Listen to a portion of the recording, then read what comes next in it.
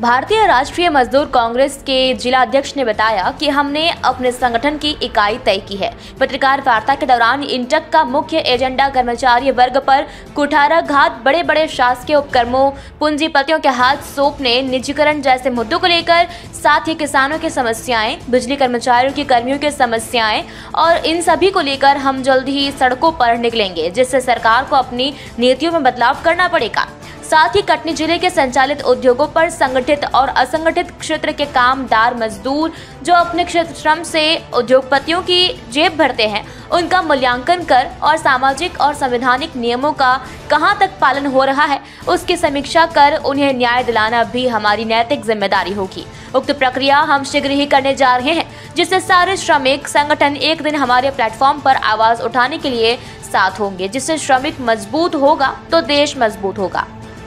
अपने संगठन की इकाई तय की है और आज जो पत्रकार वार्ता रखी गई थी उसमें अपने पूरे संगठन जो इंटक का बना है उसकी कार्यकारिणी की पूरी रूपरेखा आपको बताई है और इसके आगे के जो कार्यक्रम नियोजित हैं, हमारे जो आंदोलन है और भी बहुत सारे, वो सारा संगठन मिलकर के तय करेगा कि कब हमको आंदोलन करना है। और शीघ्र हम लोग महंगाई के लिए, निजीकरण के लिए और भी बहुत सारी जो अव्यवस्थाएं, किसानों की समस्याएं हैं, उन सबको लेकर के जो सरकार हमारे ऊपर, ये जनता के ऊपर जो ये थोप रही है, उसको हम दूर करने का प्रयास करेंगे और इंटक की तरफ से एक बहुत बड़ा आंदोलन शीघ्र होगा। हम तो यही कहेंगे कि देर आए दुरुस्त है,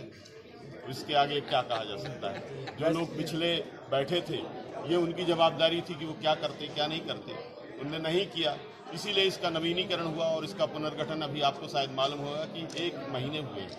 1 महीने 1.5 महीने पहले ये संस्था बनी है और फिर से लोगों को जोश खरोश के साथ में तैयार किया जा रहा है कि वो आंदोलन में आगे आएँ और अपनी सक्रिय भूमिका निभाएं, ताकि जो देश के अंदर वो नागरिकों के मौलिक अधिकारों को छीना जा रहा है, उन पर छलपूर्वक अत्याचार किया जा रहा है, वो न हो। क्या उम्मीद की जा सकती है कटनी जिले जो मजदूरों की मांग है उसकी मांग प्लेटफॉर्म पे 101% की जा सकती है, क्योंकि ऐसा है कि अब वो एकला चलो वाली आपने देखा होगा, ये इतिहास गवाह है इस बात का कि जब आदमी 10 आता है, 100 आता है, फिर 200 आता है, ये काफिला जब बन जाएगा और उसकी आवाज बुलंद होगी तो निश्चित वहां तक जाएगी जो अत्याचार कर रहा है। अब देखिए, उसमें हम तो यही कहेंगे संशोधन की मांग की जाएगी।